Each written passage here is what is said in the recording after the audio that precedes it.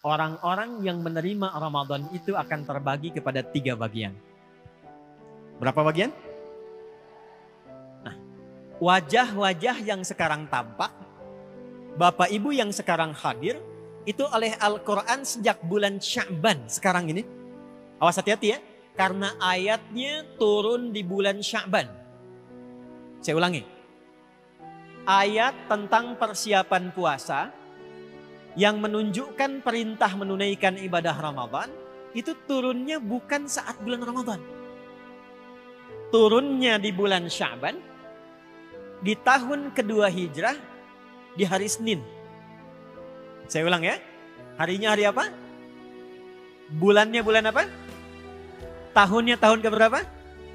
2. Jadi 2 tahun Nabi berada di Madinah.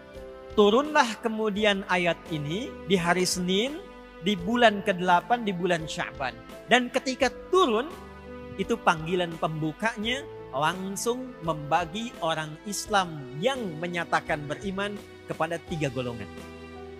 Nanti kita lihat kira-kira malam hari ini kita ada di posisi yang mana. Yuk kita cepat masuk, sekarang izinkan saya langsung masuk ke intinya. 1. Quran surah kedua Al-Baqarah ayat 183. Paling kiri sebelah atas di mushaf. Perhatikan kalimatnya.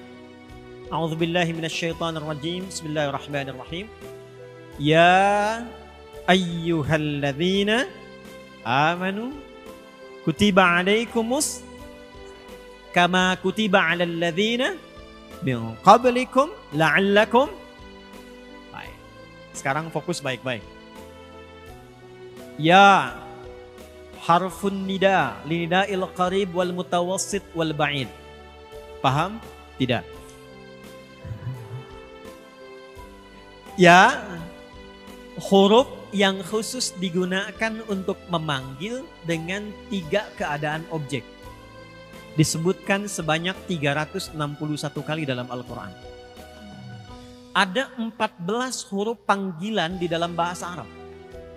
Ada A untuk yang dekat. Ada ya, ada ayah, ada wa, dan seterusnya. Tapi dalam Al-Quran dari 14 ini yang digunakan para ibu sekalian, para bapak, itu cuma 1 huruf. Yaitu ya. Dia digunakan untuk memanggil objek dengan 3 jarak. Perhatikan baik-baik. 1, linida'il qarib. Untuk memanggil objek dengan posisi yang dekat.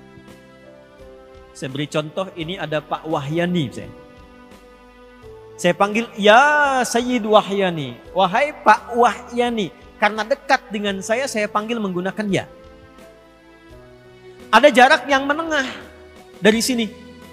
Misal di pertengahan itu misalnya ada Ibu Aisyah misal. Ada yang namanya Aisyah? Misal ya, saya panggil ya Sayyidah Aisyah pakai ya. Dalam jarak yang menengah. Ada yang paling jauh di belakang. Misal namanya Ahmad. Saya panggil juga dengan menggunakan ya Ahmad. Jadi huruf ya itu huruf yang paling gampang digunakan untuk memanggil dengan semua jarak. Jadi kalau ibu bapak sedang tersasar di Mekah bingung, ingin cari orang bantu gampang, gak usah sebut nama, bilang 1 huruf. Ya, nengok semua tuh. Balik. Jadi izin Bu, saya punya pengalaman waktu tugas haji 2010. Ini jemaah kita tuh luar biasa. Ada jemaah datang haji nyampe Mekah, tiba-tiba maktabnya lupa. Lantas dia cari-cari ketemu sama askar. Jamaahnya nggak bisa bahasa Arab, askarnya nggak bisa bahasa Indonesia. Cuma orang kita kan pintarnya luar biasa. Ujian aja SKS gitu kan. Sistem kebut. Sekarang 1 jam Bang. Itu menariknya. Karena beliau ada tanda gelang di maktabnya, langsung menghadap ke askar, dia katakan begini, Pak, ihdinas siratal mustaqim. Tolong tunjukkan saya jalan yang tidak muter-muter sampai ke maktab. Jalan lurus itu kan tidak muter-muter. Ya? Nah yang Arab ini askarnya tidak bisa bahasa Indonesia, sulit menjelaskan tapi tidak hilang akal. Maka dilihat di gelangnya ada maktabnya, diketahui tempatnya, lalu beliau mengarah ke maktab, beliau katakan, Siratal ladzina an'amta 'alaihim ghairil maghdubi 'alaihim waladdallin. Ikuti jalan yang ini saja sehingga Bapak nikmat sampai ke maktab. Jangan belok-belok takut tersesat atau Bapak dicela orang gitu. Terus. Saya balik. Ya, disebutkan 361 kali dalam Al-Quran. Belum selesai. Ayyuha. Disebutkan 150 kali dalam Al-Quran. Ayyunya munada untuk sifat menguatkan hukum. Haknya tanbih mengingatkan hukum. Pas pelan-pelan.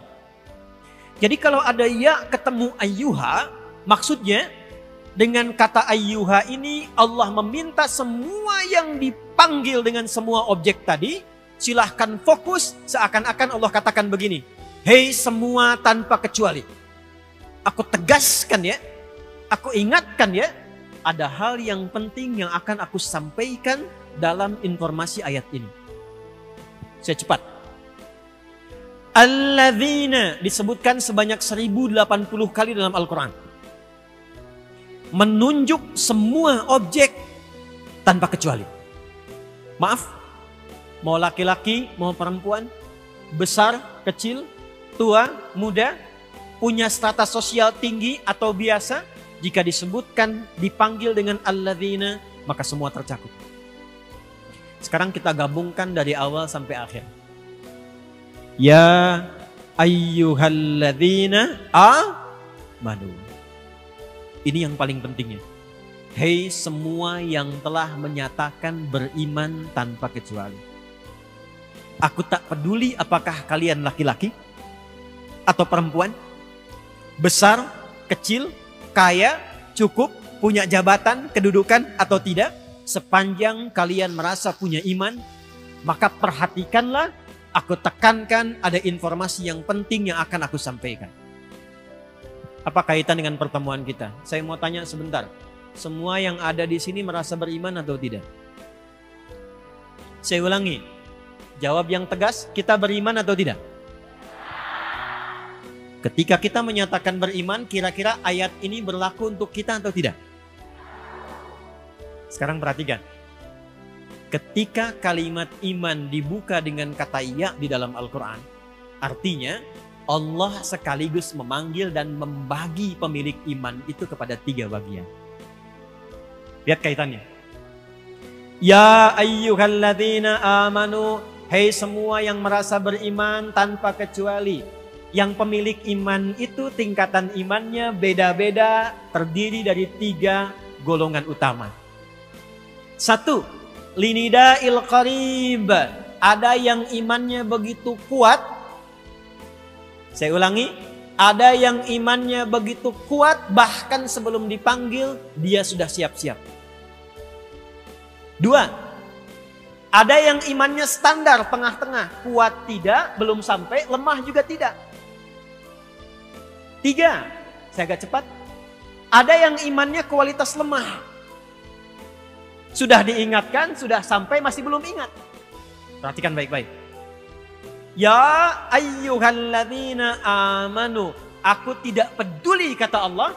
Sepanjang dia merasa punya iman, maka yang lemah imannya dengan informasi ini akan dinaikkan menjadi kuat. Yang menengah akan semakin dekat. Dan yang kuat akan semakin lekat dengan Allah Subhanahu wa ta'ala. Jadi Allah buka keterangan tentang Ramadan di bulan Sya'ban. 1, membagi keadaan iman kita, sekaligus yang kedua memberikan berita penting. Ramadan bisa mengangkat derajat keimanan seseorang yang jauh dari Allah pun seketika bisa menjadi dekat ketika ia memanfaatkan Ramadan dengan baik. Yuk sekarang kita ilustrasikan ya.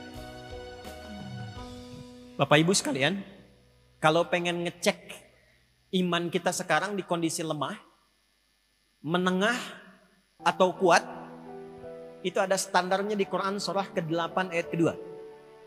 Saya ulang ya. Quran surah 8 Al-Anfal di ayat yang kedua, paling kanan sebelah atas di mushaf. Standar untuk mengecek kira-kira malam ini kita di posisi mana? Iman yang kuat, yang menengah, atau yang jauh? Innamal mu'minuna. Innama adatul hasri. Perhatikan. huruf untuk membatasi satu hukum yang ada di ruang lingkup itu saja. Innamal mu'minuna, yang disebut orang punya iman itu tandanya berikut. Kalau tak punya tanda ini, tanda standar, artinya dia belum masuk pada golongan beriman.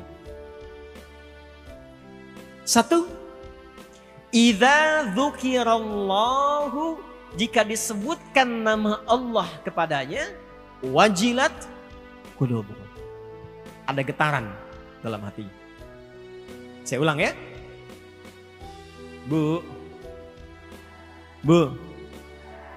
tanda pertama kalau diperdengarkan nama Allah itu ada konfirmasi getaran di hatinya. Awas nih, getaran hati itu beda-beda. Di jalan lagi pelanggaran ketemu polisi ada getaran tuh. Tapi bukan getaran iman tuh. Ya, awas, hati-hati tuh. Ya. Awas, ada rasa orang tua kepada anak itu ada getaran.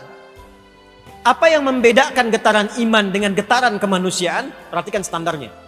Akan disebutkan nama Allah yang ketika diperdengarkan di telinga kita, konfirmasinya langsung datang lewat iman. Telinga, bahasa Arabnya udhun.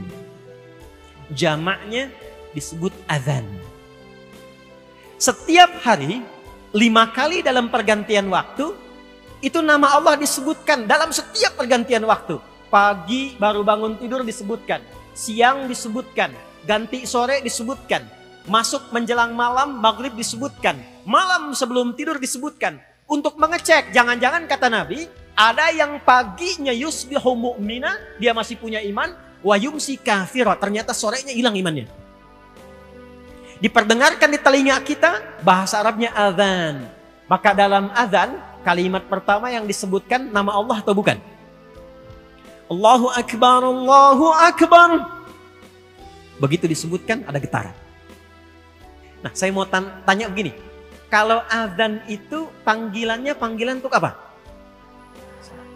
Itulah sebabnya kenapa dalam Al-Quran sholat satu-satunya ibadah yang disebut dengan iman. Ada sholat, ada zakat, ada puasa, ada haji. Hanya sholat ibadah dalam Al-Quran yang namanya disebut dengan iman. Al-Baqarah ayat 143. Paling kiri sebelah bawah di mushaf. Lihat di ujungnya. Allah. Wa ma kana Allahu liyudhi'a imanakum. Kalau ada orang sholat dilakukan dengan imannya, tapi dia nggak tahu kiblat. Maka karena imannya kepada Allah, dia menghadap dengan berkeyakinan dia menghadap kiblat. Kata Allah, imannya itu yang aku nilai sebagai sholatnya. Perhatikan. Dan kata sholat dalam Al-Quran itu menjadi pembuka kata yang disandingkan dengan iman. Jadi kalau teman-teman baca Quran, mencari kata iman pertama dalam Quran disandingkannya dengan sholat. Al-Baqarah ayat 3. Alladzina yu'minuna bil ghaibi wa yuqimunas. Ada orang-orang takwa yang cirinya dia punya iman konsisten. Pembuktian pertamanya dalam sholat. Maaf, jadi kalau pengen ngecek iman kita itu standarnya rendah, menengah, atau kuat, maka cek dalam sholat. Bagaimana cara ngecek dalam sholatnya? Alhamdulillah. Inilah detailnya Al-Quran. Al-Baqarah ayat 238, paling kanan sebelah atas, pojok. Lihat kalimatnya. Hafizu alas salawati was salatil wusta wa qumu lillahi qanitin. Kata Allah, coba cek kira-kira orang yang muslim beriman itu tahu waktu sholat untuk menjaganya atau tidak? Yuk sebentar. Subuh besok jam berapa? Oh, jangan lihat sini, nggak ada. 4:35. 4:24. Terjadi perbedaan pendapat waktu sholat subuh. Gimana ini ahli hisab nih? Ya, ini menunjukkan kita datang dari tempat yang berbeda-beda. Ya, baik, kita ambil yang standar, misal 4:35. 4:27. Tadi di Lanut 4:26 saya. Ambil 4:27 lah ya, izin Pak ya. 4:27, 4:35 komat beliau. Lihat, 4:37. Allahu Akbar, Allahu Akbar. 4:37. begitu dipanggil, saat dipanggil kita langsung sadar, ya Allah sudah azan, siap-siap sholat. Ini adalah menunjukkan iman yang standar.